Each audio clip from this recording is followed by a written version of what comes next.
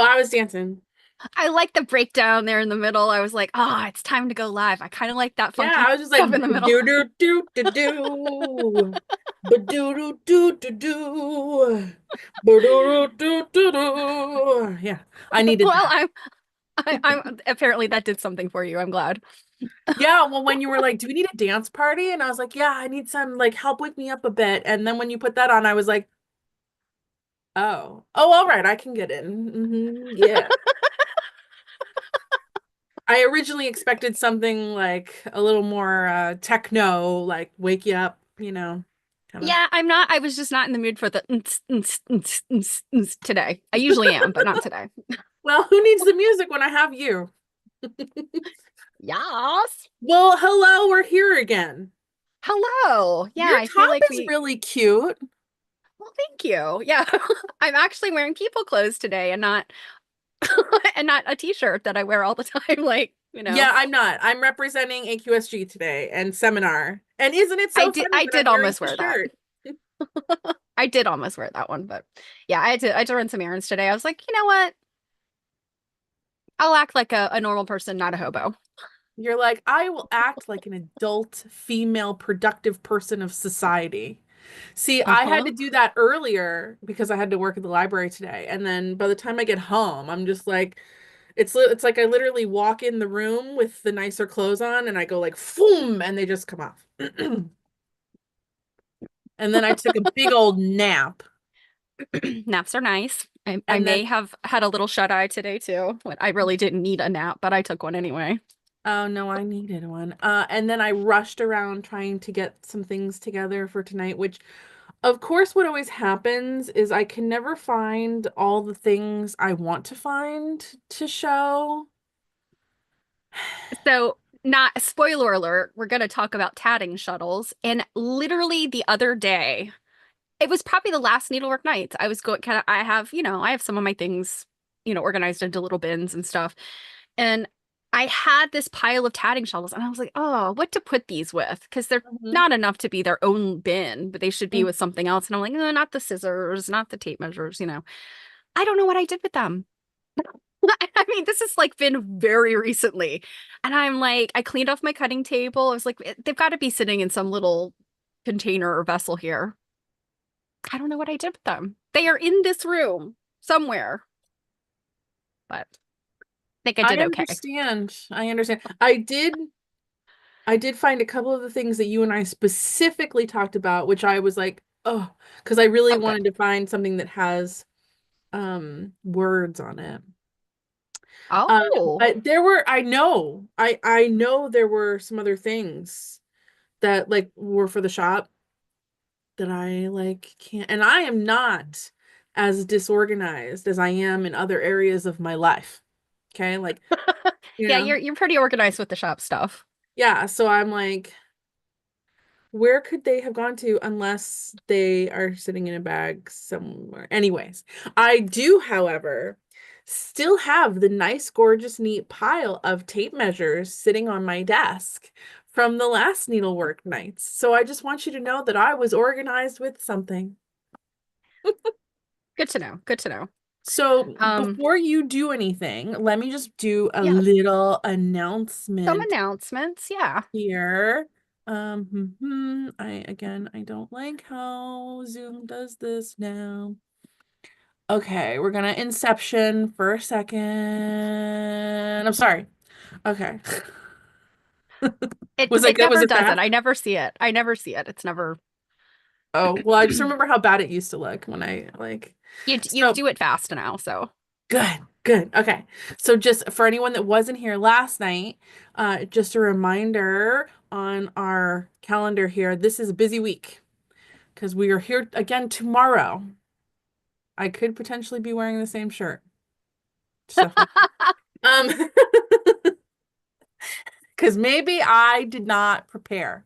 Anywho, so we are here again tomorrow at 2 p.m. Eastern because we're dual streaming with Cake TV. We're going to do a watch party of the newest AQSG Material Culture series because our friend Mia Clift has recorded that particular episode, and we're going to have her.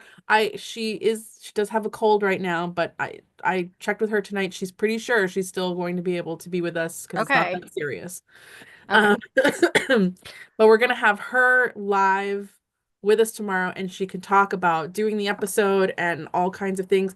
And Stephanie and I have remained virtuous, and we have not watched it ahead of time.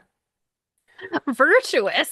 I haven't had time to watch it. I don't know about you. I wouldn't call it virtuous. So we are gonna discover along with everyone. But then the change here is that on Sunday, the 17th here at 2 p.m. Eastern, Stephanie and I are gonna do a little stitch and brush, um, talking about projects we're working on because Stephanie has gotten me into some handwork and I've been doing it and it's been going well. So I want to show that off. She's been doing some handwork on some things Mhm. that I made her not show yesterday. I said, put that crap away. We're not looking at that tonight. And then I also want to talk about a recent event that I just hosted at the New England Quilt Museum with my young and millennial quilters Facebook group. That was very exciting because we got some people realizing that they are bigger quilt nerds than they thought they were. So we want to talk about that. I've got pictures and I think I've even got some video. There was a quilt turning. Like there's things to talk about. Yeah, And then we do. also, We have things, so many yeah, things. well, we have those things, we have us things, we have streaming things. Remember, we're gonna finish our book next week, and then for the rest of the year, for these two shows down here, and all of December, we are wide open with a bunch of backlog of stuff to look at, exhibits, experiments, shopping, stories, murder houses, like, yeah, we have things to talk The about. murder house. Oh. Hey, our memories with our lovely friend Anne. So those are things to talk about. And then also, as just a reminder, anyone that's here that's not normally here on the 21st here, Stephanie has Mary Fonz as a guest on her stream at 2 p.m. I don't know what they're going to talk about, but you definitely want to be there because Mary is hard to pin down. She's when I say I'm busy, seriously, like Mary is so busy, it looks like I'm standing still. Yeah, I was going to say, compared to Mary, you don't even know what busy is. Yeah. All right, Yeah. let me So, unshare so you can share. okay, so I shall show things first. You shall show things first because isn't there something hiding in your email that you were going to Uh mention? yes, actually. In addition to that, I actually have something else to share, but I will share the thing we talked about first. Ooh, maybe I should have downloaded it instead of showing it this way, but okay. So the seminar edition of Blanket Statements, which is the AQSG's quarterly newsletter. So I guess it's technically there's 5 a year because we have Mhm. this special edition. Um, it came out, and I forwarded it to you, by the way, in case you didn't get that email. But it came out November 3rd. And of course, you've probably heard us talk about it. It was in Terrytown, but I wanted to show some of the pictures that were in here. There's our friend Vanessa. Oh, she looks so cute. Yeah. And she was a scholarship, it was Recipient. called scholarship, right? Hmm. Yeah. So she was one of the scholarship winners, and then the woman beside her, Denise, was the other, or were there three There were people, or three. There there were were three. three. Okay. Hmm. That's right. I did meet the third person too. So Hmm. anyway, but I thought this was cute, Vanessa and Denise together. They're in the room that they're in is this is the Silent auction. silent auction room. Yeah. I was like, wait, which room is this? Um, just a little peek at all these quilts, all the fun things that happen. That was from the turning night up there. Uh-huh. And actually, if you go back up to that picture real quick, the woman, so we've got our friend Barb Garrett in there, and then the woman standing in the foreground here, That's Laura Lane with the long hair. She is the collections manager at New England Quilt Museum. Ah, okay. Hmm.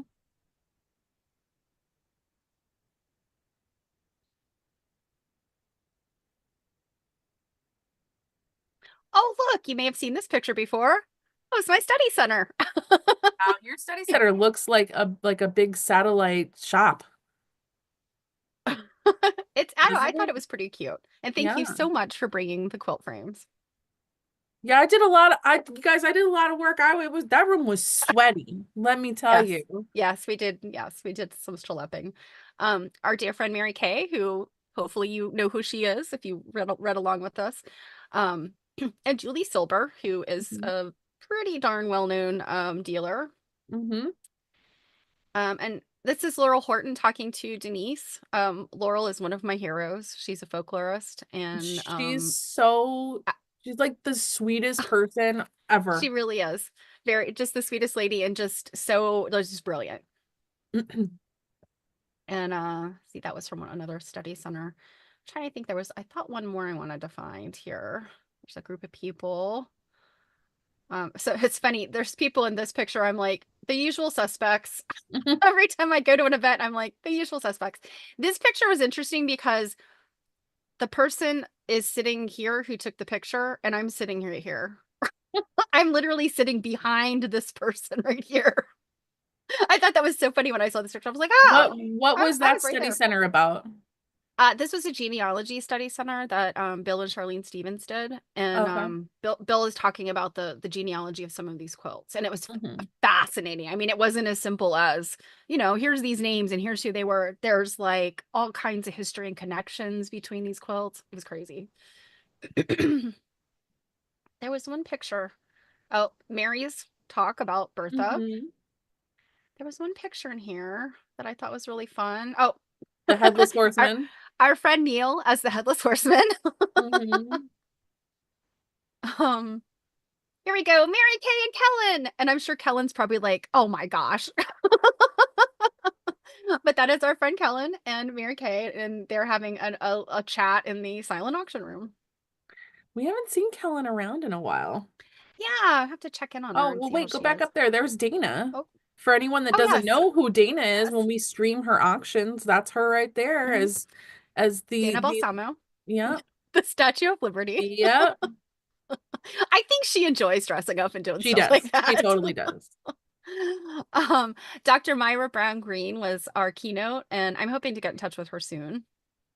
And of course, Sharon Waddell was the one of the co-chairs of the quilt or And seminar. there's the And Headless then Horseman with his head. there's Neil. There's Neil with his head back on.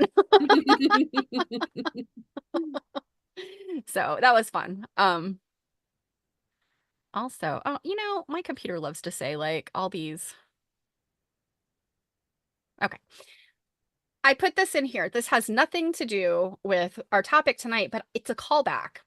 And so what I'm showing here, and when we're back on screen, both of us large, I'll kind of hold it up and see if you can maybe see what I mean, because I don't know how great this picture is, but this is plush.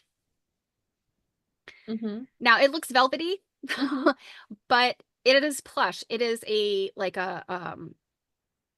the backing of it is a coarser backing, and the actual fibers are, I don't know what they are. I I would kind of be interested on this little piece I have to do like some fiber testing to see exactly what it is. Yep. But it's an upholstery fabric. So if you think about it, it's kind of like the nap is it's kind of bristly almost. It's not like super soft. It's soft. Like it would be nice to sit on, and how I mean it's nice against your skin, but it's kind of got a tension to it. So I just thought this was interesting. This is a pin cushion that somebody made with this hunk of upholstery fabric. It's coarsely stitched together. But I thought it was interesting because that I'm 99% sure this is plush. This is what this looks like. And it Huh. is very velvety, but you immediately like touching it and looking at it, you're immediately like, okay, this is not velvet. This is different than velvet. So the more you know. All right. So my presentation here. Else. Okay. So my first item, I actually have a few items that are what you may not expect because we were going to be talking about knitting needles, crochet hooks, etc. But I have a few items I thought they're in the vein of knitting and crochet and tatting and lace making. Um, this is a lucette, and it's a very, very simple um, knitting instrument that children learn how to knit.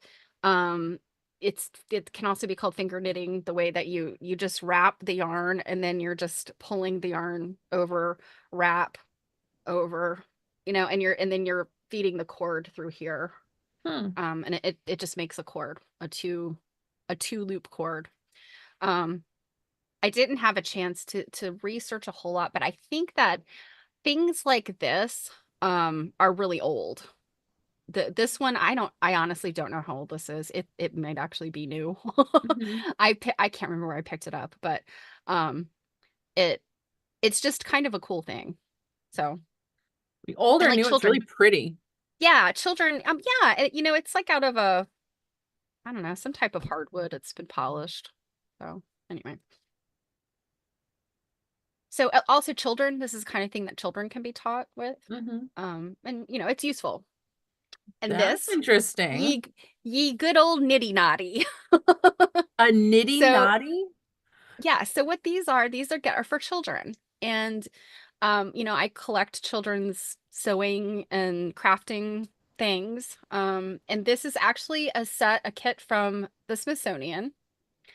I don't have a date. I've looked all over the box, no date. I'd say it's anywhere from the late 60s to maybe the early 90s. It's just kind of it's in really good condition, but it's got that like it's from Germany. It's got that like it could be any time in the last like 50 years, you know. Hmm. Hmm. But I thought it's so cute, and I can't remember. I bought it online. It's somewhere on some auction site.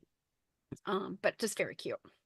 And then I have this guy, and he is a much older nitty noddy. And what do you Um, do with these? so the way it works here, let me stop sharing for a minute so I can show you. Yeah, be big again. Okay, so you see there's these four little prongs on the end, and they Hmm. actually like I want to say, I don't know if it was in Foxfire, some book, some crafting book I've seen before, where they show you can make this out of a spool, like a wooden spool, and literally just hammer nails into it. But these are like they're little staples, like so they're rounded and then they're kind of bent out. Hmm. And you notice he's hollow. Yeah. And so what you do is you start off with like a knot, and then you do like a looping action around these four posts. And then you could do it with your fingers, but it helps to have like some little implement. Like the little kit has like a little knitting needle almost. And you Hmm. just lift those over, and then you go about wrapping again, and then you lift, and this creates an I cord. And an I Hmm. cord, so what the lucette makes is a flat cord, and what this makes is an I cord. So it's got like it looks like a round kind of knitted cord. Hmm. Um, but they're really cute because they're really for children. They're to teach children this fine motor skills of this kind of work. You know, it's kind of funny that we have things like that to teach children how to knit, yet we have all these samplers that fetuses made, I at know. 3 years old, but we need I these little things to teach children how to knit because it's too fine motor for them. Well, and it's interesting that the little nitty guys are they're European often, and samplers and I mean, I know they did samplers in Europe, I guess, but the samplers that we see here are American, right? So, I mean, I guess it's, what the children are actively working on at any given era. I don't know. Jan said, I think I had the pink plastic version of that when I was young. Uh-huh. Yep. I actually have a one, I believe it's made by Clover, and it's got a hand crank. So it's got the four little prongs go up and down, Hmm. and the way that you feed your the yarn around, you do the little hand crank and it just pulls the little thing in and does it for you. It's pretty neat. Hmm. I've made miles of cord out of it. That sounds very interesting. I think we should have planned for you to demonstrate. So maybe on our Oh, yeah, Sunday of little course. thing, you should be like, because I can't picture how the thing works. Of course, I'm happy. I am happy to do that. Okay, so this is a little bit more of what you probably expected are crochet hooks. And I just grabbed a handful because I have like gobs of crochet hooks. Mm-hmm. New ones, old ones. If you buy up old sewing kits and stuff, you always find crochet hooks in there. I mean, I think Mm-hmm. even if you're not a crocheter or a lace maker, crochet hooks are useful because I mean, fixing runs in your sweaters, all that kind of thing. Um, That crochet one was with the very, big bone handle is very interesting looking. yeah, yeah. Is that a So, changeable end on it? it is not that I can tell. And I actually have multiple items that have this same. And I had thought that perhaps the holes that are in the handle almost look like they were plugged with something that's missing. Mm-hmm. But I have a matching button hook for this Mm-hmm. and some other implement, and they're all like that. They all Hmm. have the holes in them. And I was kind of like, well, it looks almost unfinished. Like there needs to be like a little gem in there or something. I don't know. Um, but yeah, so like something like this would have been part of like one of those kits. Like it's kind of an etui slash Mm-hmm. manicure kit slash you got a crochet hook too. Um, I have another picture to show, but how fine these, where's my mouse? How fine these are. Mm-hmm. I mean, it's insane. Thank goodness my camera does a super zoom because there's no way I ever could have taken that picture to get to show you how tiny that is. This one, I have another one somewhere, another crochet hook somewhere where this has this metal shaft and it slides up over the hook and it like Hmm. protects the end of the hook, but this one does not slide. This one is like, I guess just to make the bone stronger. Hmm. And that's what these are made out of bone over on the far right. And this is an interesting tidbit. Where is the one? This one right here. And it's the one that's the second in the picture. You notice how it's curved? Mm-hmm. So, from what I understand, when they carved bone implements, whether they were sewing tools or other types of tools, they often use the shin bones. It's cattle shin bones because they're the strongest or stronger bones in the body. Mm-hmm. But wherever the piece of bone that this came from, they just didn't bother to get it straight, to to shave it or straighten it. So it's just got this curve to it, and that's the Those natural ones I bone. kind of think are the best ones because Oh like it yeah, they're lends some fascinating. character. Uh-huh. Yeah, they're Mhm. fascinating. And this one's got this like kind of translucent quality to it. I don't know. It feels older than the others, but I don't know. I mean, that's Hmm. just who knows. This one actually has something on the handle. I just realized that. It says style B size 5. Hmm. So, um now this is where you could see how tiny these are. God, look at that ugly finger. I know. I was like, oh, my gnarly dishpan hands. Oh, they look horrible. Um, but yes, I mean, look how tiny that is. Actually, that's a really ingenious way to get to see, to be able to see the hook. I would not have Yeah. thought of that. But And now then I this can is steal your fingerprints. okay. Good luck with that. But yeah, the bone one, that's which one of these is that? It's this very tiny, It's funny because tiny even one though that here. bone one is really, really tiny, the like sterling one, is it sterling? I don't think so. I think it's just regular. Yeah, I think it's just regular metal. It's a boy, Well, BOYE, which it's is one of funny the because brands. like the even though the bone one is tiny, that metal one is so much tinier. Yes, Like it is. like Like I'd that's be what's so afraid crazy. to use it that it would like just snap right off. Well, and I have found ones that are broken or bent because this Mm. is so, Hmm. this little bit of metal is so thin. I mean, you think about it, if it didn't have the hook on the end, I mean, it's smaller than an awl. I mean, Hmm. it would be a sharp needle, you know. Hmm.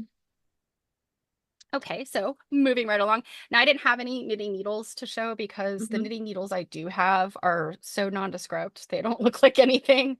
Um, but next up Oh, is bobbin lace making. those are And very cute. yes, these Much are different than the olive ones I wood. have. Yeah, these, and I know what you have. And so this is a different style. These are olive wood. And these are also, I'm not 100% sure how old they are. These also may not be antiques, but um, there are so many of them because you really do need a whole bunch to make lace. Like, you're not just gonna make it with like two. Hmm. I mean, I guess no, you couldn't. You couldn't make it with two. You'd need at least three, I guess. But yeah, typically your bobbin lace is done in sets of like 10 and 20. And if you've ever 7,000. watched, yeah, if you've ever watched the videos, like where they're making a big piece of lace. I saw a picture of a guy, I think it was on Instagram the other day, and I wish I'd saved it, but he was sitting in front of a table, like a round table, making a round piece of lace with Oh, I've bobbins. seen that video. And he had the bobbins were, and they're just in big hanks, because they're associated with a section of the lace. Hmm. And if you've ever watched the videos of the people, that the lace makers, their fingers are flying and they're not even paying attention. It's just all muscle memory. It's wild. Uh, So then finally tatting. And these are just a handful of tatting shuttles. Like I said, I have misplaced some of my tatting shuttles, but That bone I thought, one is interesting. yes. And I thought that was really cool that, this one I've had for a while. And yeah, it's fitted together with like brass pins, but then it has this little, I don't know, Yeah, look, branch or the something bone just ones that sort I of carved have in aren't, there. don't have cute little decoration on it. Yeah. This one here is celluloid, Hmm. and it is so lightweight, it's like holding a feather. It is It so looks almost lightweight. like a brooch.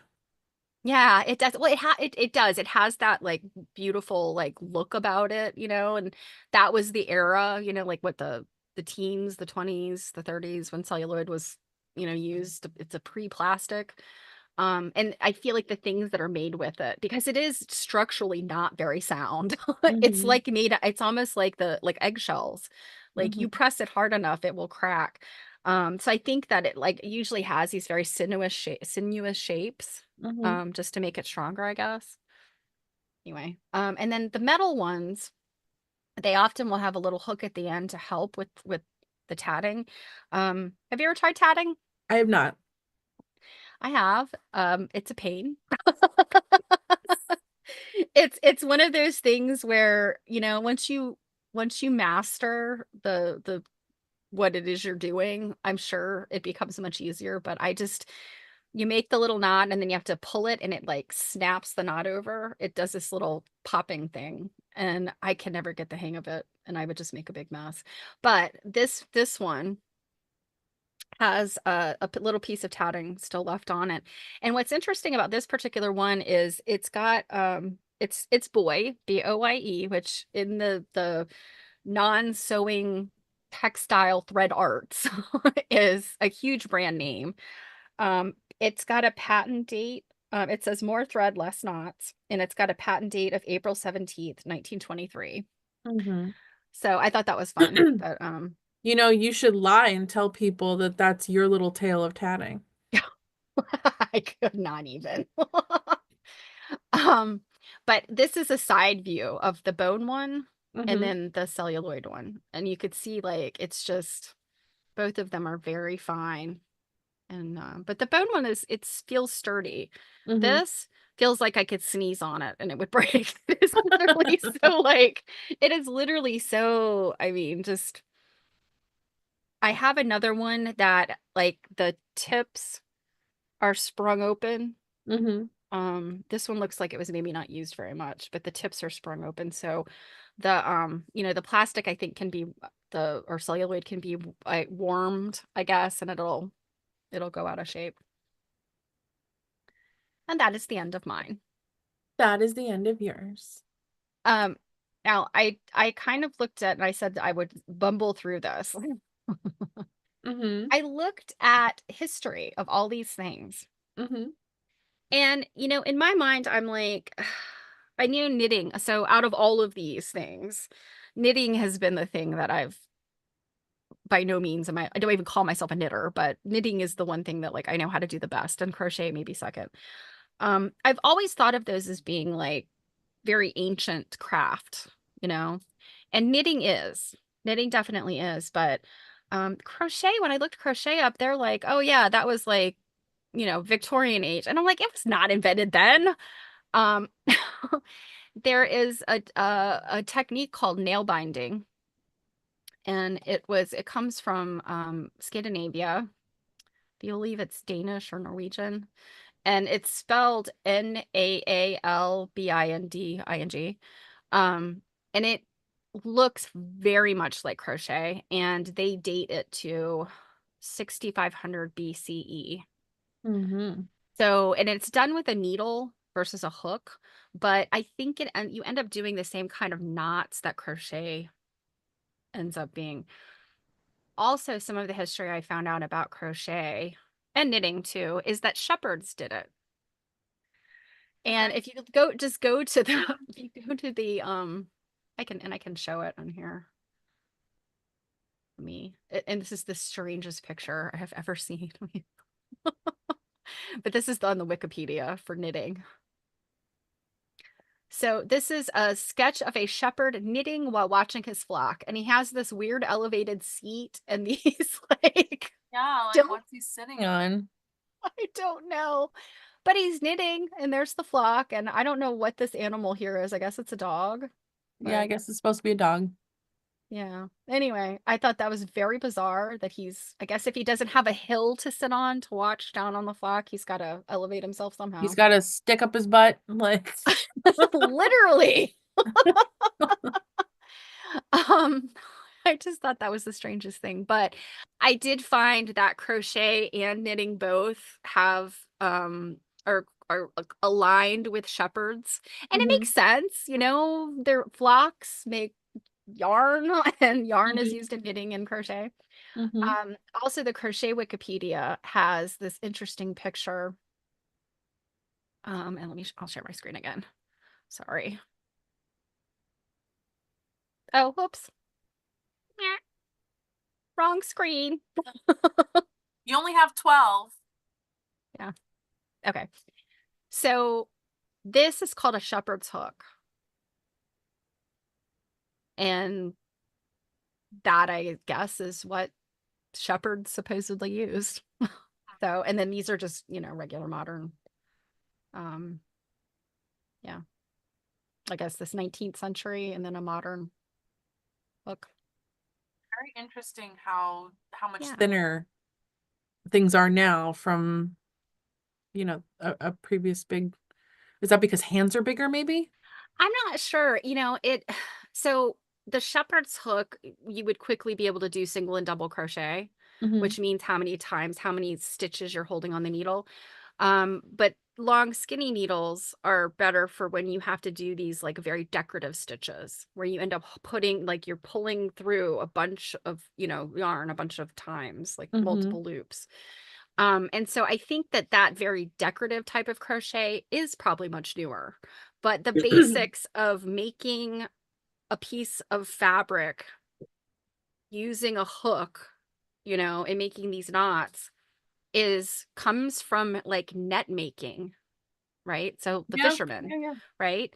And fishermen use a similar tool. It's like a little flat thing that might have a hook on it that they use for hmm spacing the I don't know what you'd call I don't know anything about net making, but like if you pull a net out, you've got the kind of shape like that. hmm They use this little tool in there to kind of like Like a gauge gauge. that.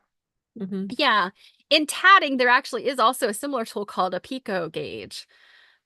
Well, you pull your thread around to see how tightly you want the little picots. And picots are those little, Little holes. well, not the holes, Like, the little tiny loop at the top. oh, That little okay. decorative loop, that's a hmm picot. And so if you want like a really tiny picot, use a tiny picot gauge. And if you want a really big one, you'd use the big picot gauge. Or if you had a heavier thread, also, you'd use a bigger picot gauge. but the same concept. So it's interesting to me, like these little tidbits that I do know Are you about going to these be crafts. teaching a tatting class now? No. Oh my gosh, tatting, You're never, like, let me teach never. everyone how not to do tatting. Yeah. I teach you how to make knots with this thing. Yeah. Well, let me. I could teach somebody how to knit, but that's about it. Well, I have not done any knitting. I've only done crochet. So let me show my stuff here. So these are my lace bobbins. I It's funny. I These were never ever on my radar, and everything I'm going to show is shop material. So if there's something you like here, please don't hesitate to reach out. But our lovely friend Dawn had mentioned this stuff to me one day, and I was just like, oh, and found a bunch, and I was like, well, those are interesting. And I was at Brimfield at the time, and I was poking around in this lady's booth that you would have gone bananas in. Of I won't, course. yeah, I won't tell you what was in there because you'll cry. But I'm poking around in her booth, and her stuff also is like she was basically like giving it away, which is one of the lovely things about Brimfield. Your husband would hate me. But yeah, I found these, and originally this she had like these weren't together. I just bought them together. I want to say she had like some really high price on them. And when I asked her about them, she was just like, "Oh my God, take the whole thing for like next to nothing." So I was like, "Yes, please, thank you, goodbye." And I did buy a lot of other stuff from her, but anywho, these ones are all decorated. The one here on the Yeah, I really love bottom. these. These are because these are really pretty. Hmm. And the beads, I think if I remember correctly, the beads are often used on English lace bobbins. I believe that is correct. Hmm. I, like you, don't know a lot about these. I just haven't looked into them much, but yes, they're very interesting and ornate and, you know, all different. Because look at these are all different decorated. Like this one down here says "My Boy," and I guess having words on them from my, ooh, sorry, that was fast. Is a little on the rarer side than other things. And then on the back side Yeah. of it, which I didn't get a picture of, I'll show it when I get big again, but there's just three sets of just like three dashes. And Hmm. I'm guessing that's just like Now, decorative. these are bone, right? Or are they wood? They're bone. Okay. Yeah, Yeah. I kind of wonder, and with that saying my boy, and I have seen some that are very intricately carved and maybe say other things too. I want to say that these are also something that might be made as gifts, Yeah. like, when you think about the things that wailing folk would make for their sweethearts and their wives back home, there's a variety of crafting items that they would make out of bone and ivory. I just noticed from looking this one here in the middle, the other side of it looks like it might say John N. Hmm. in this same style like this, where it's like these dots. Hmm. Let me just see if the bigger one has no. This bigger one on the end here reminds me of Domino's, the way Oh it's, yeah, yeah. yeah, made. And I mean like these, like this is the biggest one, but like these are pretty small, you know. Hmm. Yeah, and Um, that's why they use the beads. Um, yeah, like these are just like the because size to of my weight index them, finger. yeah, to weight the end of them. And whereas the wooden ones will have like they're carved, they're And it carved like a definitely body. weights the end of it, let me tell you. Yeah. And excuse me, the way they put some of these on, like this green one here, has this really pretty, like clasp at the end to hold that on. Huh. Where some of them they just drill through. Yeah. Yeah, anywho de doody. So remember when we were talking about the topic for the evening and you originally said like crochet and this and I'm like maybe lace because like I have some that um you know, I've had some people argue over whether this one is lace or crochet. Um, I originally thought crochet, someone else mentioned lace because of the way the hook is shaped. Like I know here it looks like it's really hooky based on that shadow, but it's not. It's really just kind of like, Hmm. you know, Yeah, and some of mine are like that too. And I think that's more about just the fact that the bone, the way you have to carve bone and the I mean, I think maybe. it's hard to make like a full-blown hook with a bone. Yeah. They kind of get just sort of sheared off and Can you that imagine sort of like blended. all of this detail?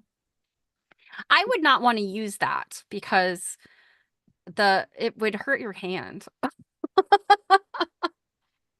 I mean that if you've ever seen Yeah. ergonomic, Yeah, I guess so. Yeah. Because it's yeah, square and too. hmm And yeah. this one is also this one's a long one, 6 inches. Um it reminds me of a like a really decorative chess piece. Yeah, it does look it's fancy looking. It's This very is like fancy. this strikes me as like, like the souvenir thimbles, like you'd never use them. But Oh, like the it's a porcelain. pretty it's a just for pretty hook. Hmm. Well, and luckily for us, you know, for the most part, buying these items now, we're not buying them to use them anyways. We're buying them just for pretty because so it's not one of those like, oh, I love it, but I don't want to use it. No, oh, I don't know. Like it's like, well, that can just live in a place to be pretty. Hmm. So I have three bone shuttles here, but I only have pictures of one of them because bone is bone is bone, and none of mine are decorative like that one that you had. But this is one I had already taken pictures of because I was getting ready to put it on the website. Um, this one's a decently long one. Yours looked rather short. Were they on the short side? Uh, yeah, in fact, I think they're all almost identically same length. Yeah, they're all about Yes. 3 inches. These let's see, two of the ones I've got three. Two of the ones I have here are I think I have it next to a thing, but like it's pretty long. Hmm. Yeah, that Um, also looks a little bit narrower, although my bone one is pretty narrow too. yeah, this one's decently narrow. Um, it still has some thread on it. Some ancient thread. And I I know. don't generally take that stuff off unless it looks gross. Like Yeah. I keep that stuff on because I think that's interesting. Hmm. Or I guess unless I have it's something like generally speaking, I normally don't have to clean things, but sometimes like that mother of pearl stiletto all thing that I got, I Hmm. really had to clean that thing. That thing was really dirty. There we go, 3 inches. Hmm. So yeah, that one's a decent um size. And I think, yeah, that's the only thing there that I have oop, a picture of because I've got two other ones here. So let's see if that one is 3 inches. Then I've got this one that's like 3.5 inches. And it still has and this one, it's a bone, but it feels like a different kind of bone. There we go. Than we're used to looking at. Oh yeah, it looks like it's heavier or something. It's like denser. Yeah, it's funny. If I didn't know it was bone, just because of generally the characteristics of bone, I would think it was celluloid. It feels like celluloid, Like very highly polished, but it's smooth. bone. Yeah, and yeah, I don't it's also like a brighter kind of bone than the other one. And then here's the other one I have, which is interesting because it's been colored red on the inside. Oh, that's interesting. I wonder why. And Huh. both sides it's been colored red. Weird. Yeah, isn't that Because interesting? I mean, I would think that I mean, you wouldn't want it because the that little post in the middle is the bobbin. Mm-hmm. And you do end up having a little bit of friction with your thread. I Hmm. would, that surprises me. Anything that's like a paint or a dye that maybe could rub off on the thread. Or yeah, yeah, I don't, and I haven't, excuse me, I haven't like played with it at all to see if that coloring comes off really easily, um, or not. But then I did, as I must do some perusing online and found some things for us to look at. One thing we had looked at another time. Um, oh no, I didn't log in. Hold on.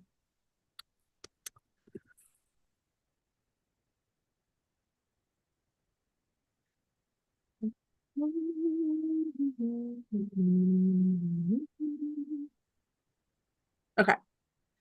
Because the whole reason here it was to see this price. So we had done an auction review stream. Um let's see, this was from July. So what, like in August or something maybe? Or in July. I forget. Where we had looked at some stuff that had sold, and particularly this auction, which is New England auctions. The links for stuff that we're looking at will be in the description. Had some shaker items. Two of them were sewing boxes that went for like $25,000 each. It was insane. But Stephanie was just enthralled with these knitting needles and these little covers that we But you know, decided to the look thing at these is, again. now the thing about these little guards, I know you were like, oh, I've seen those, and we've even been in an antique shop together, and you're like, oh, look, here's some little. Mhm. There's something about these in particular. They're just, I don't know why. Maybe it's the way that it's been photographed or something. They're just so darn cute. And You know what it they kind of just crack reminds me me up. of?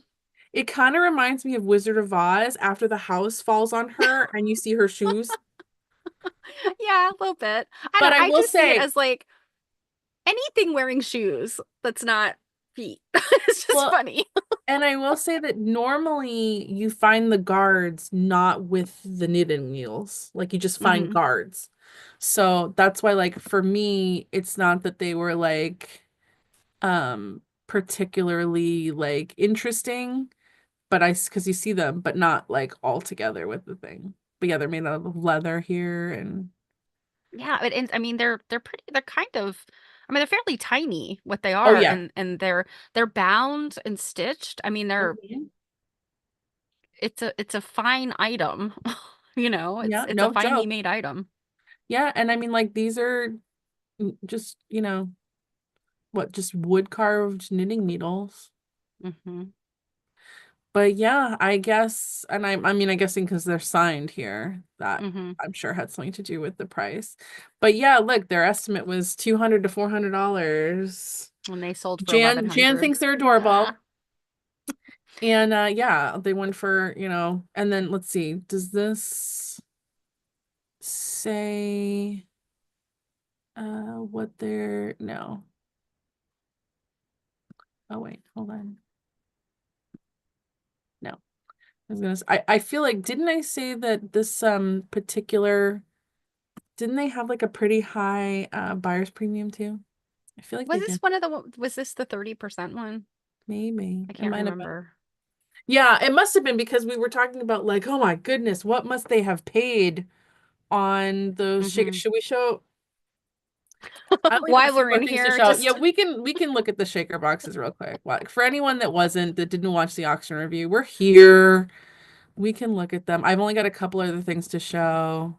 So yeah, see here's some this whole um auction had some sewing things. I purposely didn't tell Stephanie about it because one, I was bidding on some things, and two, I didn't want her to cry.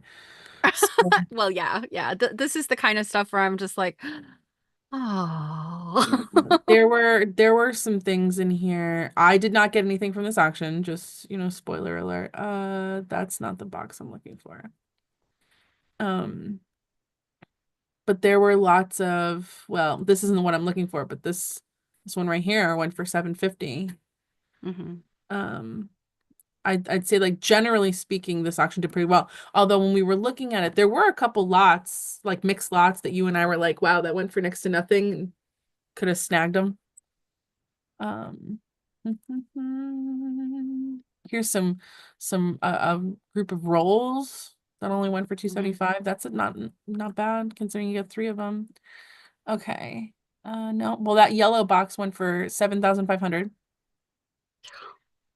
There's a pumpkin paint one that went for 8,500. Like shaker stuff, I guess. There's some collectors out there. Like those Yeah, and I darners. mean, Look, 550 for a set of darners. yeah, and like I have all of those darners that I Here we purchased go. for nothing, but mine are not shaker. Here's a Mine are chrome. Jim down the street made it. Here's chrome yellow, $26,000. And the reason this is such a big deal is because of the inside here with the spools here and these little compartments with buttons and things. Oh, look, there's like an emery and a thimble in there, and then like a sewing roll. Yeah. So there was that one. And then, come on, let's go. And then there was another one.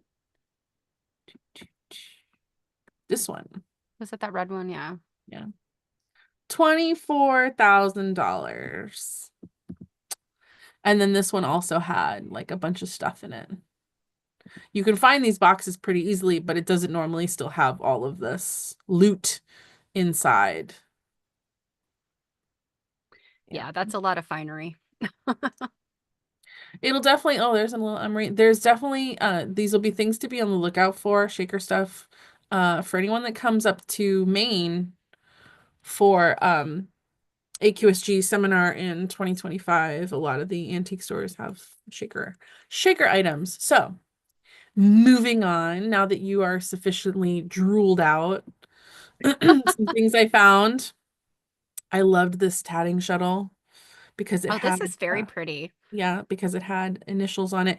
So here's the thing. I at one point was looking at some Sterling shuttles at Brimfield, and basically from what I'm gathering is they're not necessarily very rare. It's just about finding one that you think is really interesting. Um, because some of them are really simple. Hmm. Some of them are more ornate, but yeah, they're not exceptionally rare. But I love stuff that has names and stuff on them. Yeah, for sure.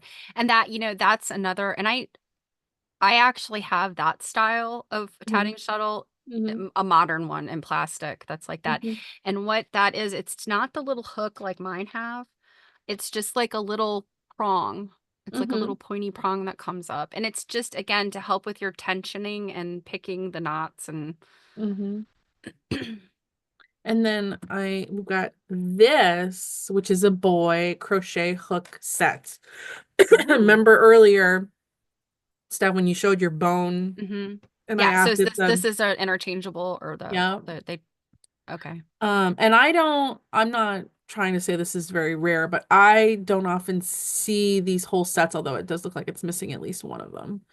Um, with these whole sets intact Hmm. oftentimes. And I mean, like the box is decently beat up. Let's see. Hooks are fine, gold foil covering in the box is in rough shape, no handle included. Okay, so that probably would Mm, have been like right here. So yeah. that's a bummer. I did see this set though, like a couple of times. See, yeah, here's another one right here, but that one also looks like it doesn't have a handle.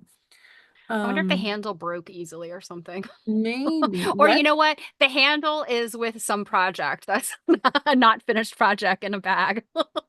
let's see. Does this have a date? 1930s?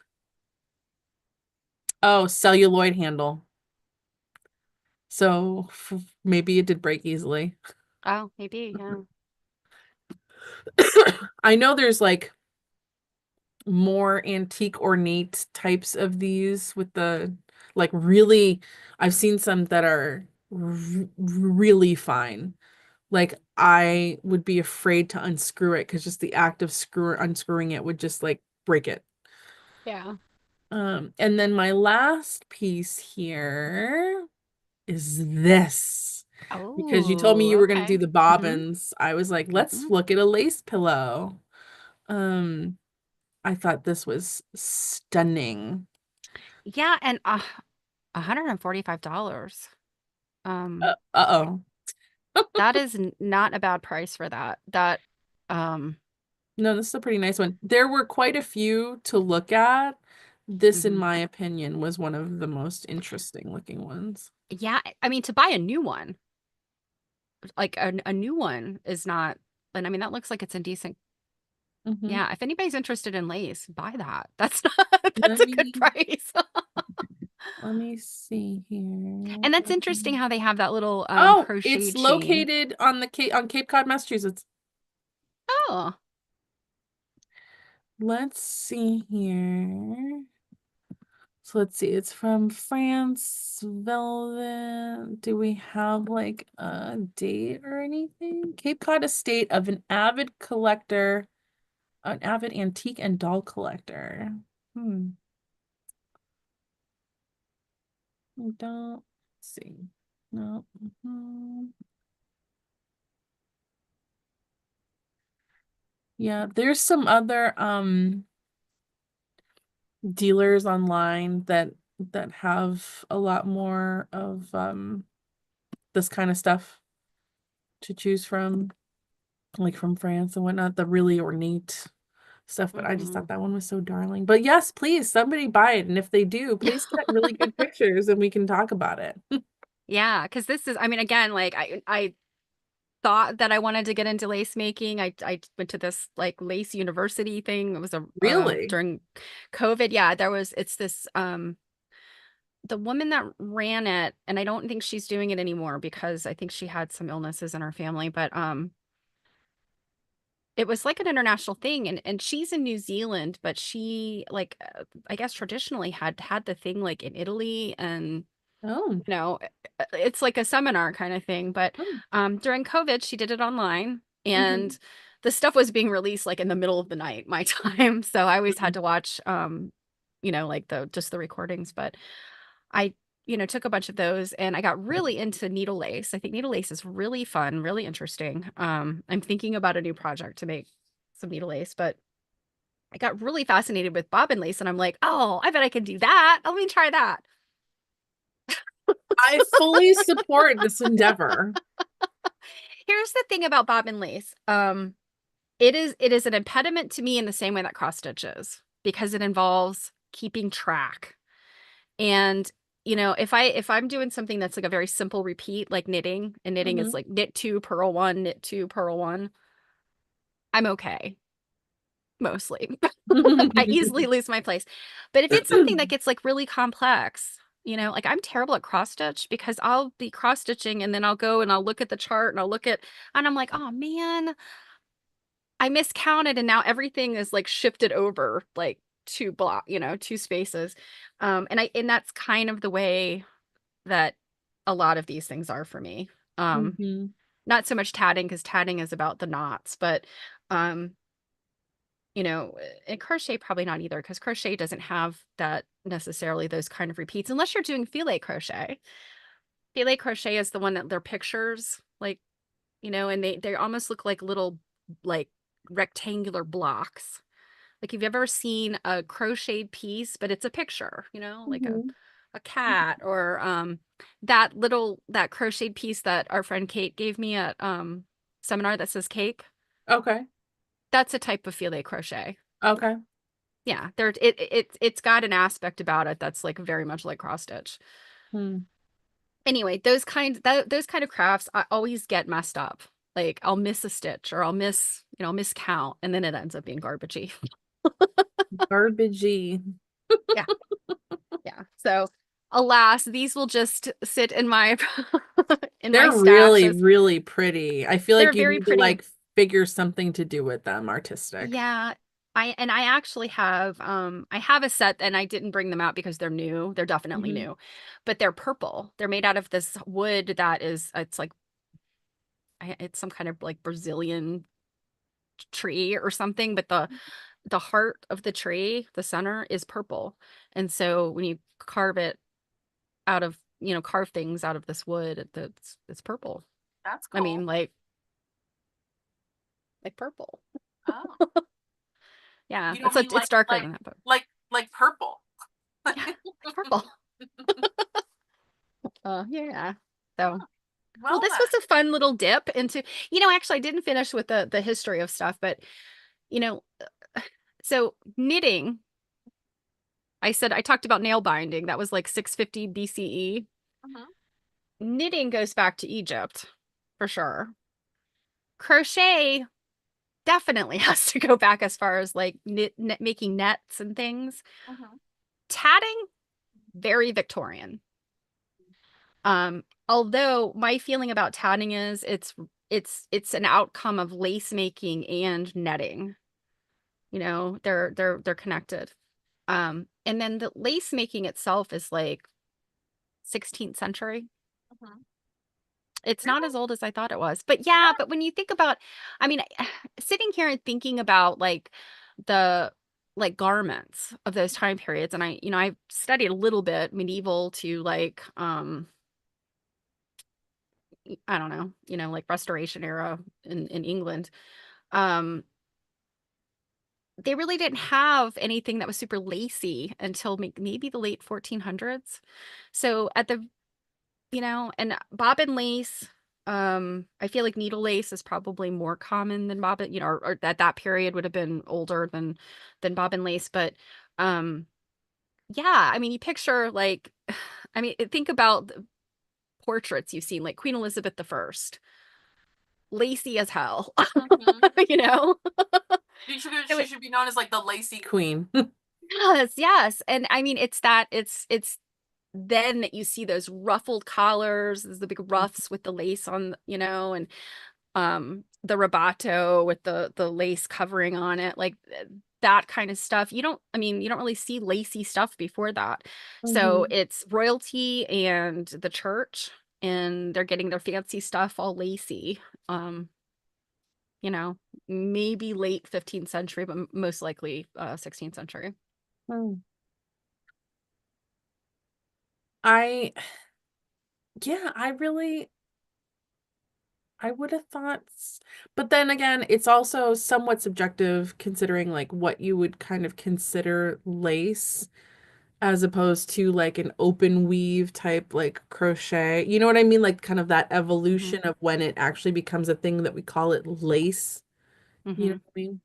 Because I'm thinking of some Egyptian things that I remember seeing in my days of college that we would think is lace, but it's made probably more like a crochet kind Like a of crochet. Yeah. scenario. Well, and the interesting thing, like needle lace, and you can tat with a needle as well. Mm-hmm. If you've ever seen something that looks like a double pointed knitting needle, Yeah, right?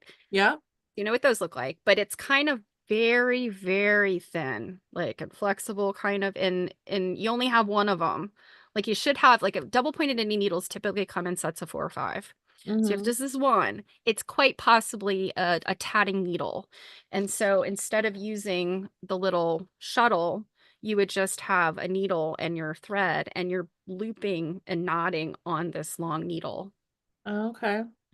So yeah, that's another type of um that's another way of tatting. So, these using needles for things to make these, open weave fabrics, I feel like I mean, because textiles don't last, archaeologically, Mm-hmm. they've some of the things I've been reading recently of like the like literally like dust fibers of thread that they could prove that they were making like Z twist or S twist threads, Mm-hmm. 6,000 years before the Egyptians or some crazy stuff like that. So that it doesn't survive. And so my thought is, the fact that you've got nail binding as something that, um, again, it's done using a needle, but it is very much looks like crochet, like you're saying that Egyptian stuff that's kind of Mm-hmm. lacy, but it's crochet. Mm-hmm. Um, I just feel like you've got like, I mean, Vikings were doing nail binding. So Mm-hmm. I really feel like there's this history of these types of crafts and tools where, um, if they were using a very simple implement like a needle, that these things did exist. We just don't have evidence of them. I've been reading, oh gosh, what's it called? Women's Work, The First 20,000 Years. Hmm. Really good book. Um, Not but one I've in read. there, not when you've read, Nope. I highly recommend it. It's very good. What was I going to say? That they're talking in there about evidence of this dwelling, and of course there's nothing fiber related left. I mean, it's poof. But what they do have are weights that give them evidence of a now I can't remember the name, what it's like, a vertical loom. And Yeah. in vertical looms, basically you'd have just like a, like it's almost like a doorway, like a freestanding doorway. And then you hang your warp, and then the warp would be weighted with like rock weights, and Hmm. then they'd weave that way. So they have evidence of that because of those weights are left, and then they have evidence of spinning the whorls from a spindle for spinning. Hmm. So I'm thinking, if you're using these like implements that, not necessarily a hook, but a needle, if that's all that's left, then, they find the needles, right? Yeah. And Yeah. the assumption is like, oh, they just use these needles to sew together things, but maybe not. Hmm. Hmm. I don't know. I'm not an archaeologist, so. Well, also keep in mind too, a lot of times some of the things that you're reading about are only what's made public. Mhm.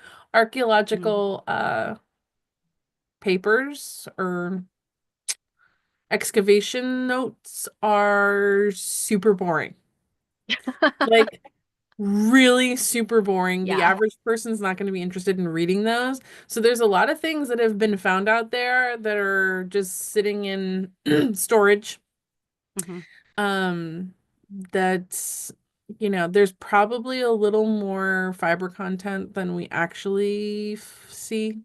Yeah, I mean, I strongly believe that. Like, I just, and I think about, those of us that do work with fiber, I Mhm. mean, whether you're sewing or knitting or whatever, I mean, you have this, some people are just drawn to it, and you have this comfort with it, and it's almost like it's in our DNA or something, like this ability to, make things with what we've got at hand and using simple tools. It's like, you know, monkeys know how to use a simple tool to like open a Mhm. coconut. Mhm. Octopuses, they know how to, it's like it's kind of in your DNA to be able to like make things, whether you're like really good at it or not, Um, and I just, like you're saying that, I think some of the climates where, archaeology, like great archaeology is happening, like Egypt, those kind of fibers would be preserved for a very long time because of the, it's dry and hot. And in places where, you have freezing temperatures, like up in Scandinavia, things get preserved, and then the bogs or things Mhm. get preserved. But there's a Mhm. lot of other places where fibers were, textiles were made and utilized, and I mean, bury a piece of fabric in your backyard and go back in a few years and see what's happened to it. If it's Mhm. cotton or wool, it's just it Yeah, I mean, disintegrates. luckily for a lot of those situations, like we're able to, what we do often find are seeds, if they're Hmm. finding things like cotton seeds Right. and then tools and then things like that. So that's Hmm. better. But yes, it makes me sad often when we can't find things. And luckily for things like in Egypt, or let's say a Pompeii, Hmm. usually we're finding out what kind of textiles they were using based on what kinds of drawing art they've left behind. Ah, yes. Hmm. Yeah, that we can see. And then you use people, I forget off the top of my head the name, but there are archaeologists out there that study microscopic plant debris. Hmm. It's some like in crazy silly name. I forget the name of it off the top of my head. But yeah, there's literally someone like, so when we were in the field, we literally had to take all these kinds of dirt samples for some super nerdy people in the labs Hmm. to go through and look at all the kinds of, old plant fiber and Mhm. things that they would find in the Well, dirt. yeah, I mean, like I've read things where they're like sifting out like pollen and Hmm. yeah, and little bits and pieces. I Like mean, it's like like I an said about archaeological ethnobotanist, something like that. yeah, yeah. Well, and it's funny because they use those kind of people in true crime as well and trying to solve like Hmm. really complex cases and where they look at like, oh, this person had pollen on their clothing or, Hmm. And like where did this come from in this type of soil and right, the blah. exactly. Yeah. And then And then what, yeah. sometimes they're finding ancient fiber, like you said, and the way they can like, in looking at it under a microscope can see the way that it's been, what's the word I Hmm. want? The way it's been twisted, way it's been spun. Yes. Yeah. Well, and that was like, and I think that hasn't been that long ago that they found this. It's probably been within the past 20 years. And I'm betting now that I'm thinking about it, having read that article, and I thought to myself like, oh, this was like 20 years ago. I thought that this would have been like more pressing, like Hmm. important news. But it I also get the feeling it was probably in some really dry, boring notes, and it took a while for somebody to go, "Hey, this was a brilliant discovery. Let's tell people about this." I will say, excuse me, there are, or at least there were back when I was subscribed to them. I don't know how prevalent they are now, but there were archaeology magazines out Hmm. there. There's one like World Archaeology and like British Archaeology. There was also one for Biblical Archaeology. Yeah, I'm And familiar. there's often articles. I have some old ones still at my house. I should like flip through them because there are often articles in there about textile related things um that are, very interesting. And at the time that I was doing those kinds of studies, I wasn't so interested in the textile side. I did religious material culture, so I was more interested in buildings or Hmm. books, things like that. But yeah, I should take a peek through those old ones and see if there's some interesting textile things in there for us, because that's often where they could get like those small, semi-dry pieces of stuff Hmm. out Yeah. for people to Hmm. be like, oh, someone is interested in this. Okay, we'll talk about it over here. Hmm. And actually, now that I think about it, Harvard has a it's a museum. I feel like they call it the Museum of Ethnography and Anthropology, something or other, maybe. Um, and they have a lot of textile related things. And then Philadelphia? What college is in Philadelphia? Oh gosh, in Penn? Philadelphia, UPenn or Temple, University of Pennsylvania is not in Philadelphia. It's something? And there's some college over mhm. there, and I only remember this just from looking it up, that has an archaeology museum. And Ah, now that okay. we're like looking at more tools, we really shouldn't discount these places Yeah. because they would have things that we would be interested in where, not enough people are making the connection, you know? Yeah. And it's I think reading that book, Women's Work, the first 20,000 years kind of got me interested. I mean, I was already a little bit interested in, with cotton, Hmm. just as a historical, the history of cotton. But reading that and some of the just these connections they've made about like, fashion and women's occupation, and just this, I mean, again, you're talking like 20,000 years in the past kind of stuff. Hmm. Um, and then there's very little evidence for these things, but just the brilliance of people putting this together. So Yes, it's University Druid. of Pennsylvania. Yeah, Museum of Archaeology and Anthropology. Cool. Yep. Well, You I'm can, not far. yeah. I'll have to check that out. No, you better not go without me, and we're gonna stay in the I murder won't. house. I've actually that has been on my radar for years and years and years. And of course, the last time I was in Philly when I went to that Mutter Museum, remember I told you about Oh, the I love the medical Muter. museum? I did not go to the Museum of Archaeology. So we're gonna have to we really need to compile a list, don't we? Of We keep talking about these like overnight trips or these day trips to like museums where we meet in the middle. But like there's so many of them now between Philadelphia, New York, New Jersey. Like hey, we could take like a whole week. but We we've done have, but some. Yeah. not all of them. And I just keep thinking like we could probably block like a week and a half.